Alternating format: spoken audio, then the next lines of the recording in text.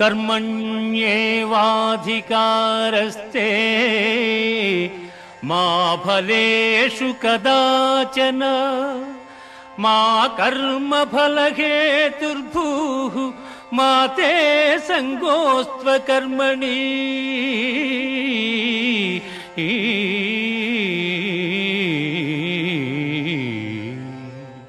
కర్మలను ఆచరించుటైందే నీకు అధికారము కలదు కాని వాని ఫలితము పైన లేదు.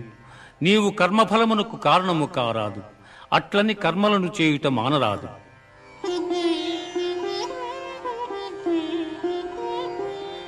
దుఃఖేష్వనుద్విగ్నమనా సుఖేషు విగత స్పృహః వీతరాగ భయ క్రోధః స్థితధీర్మునిరుచ్యతే.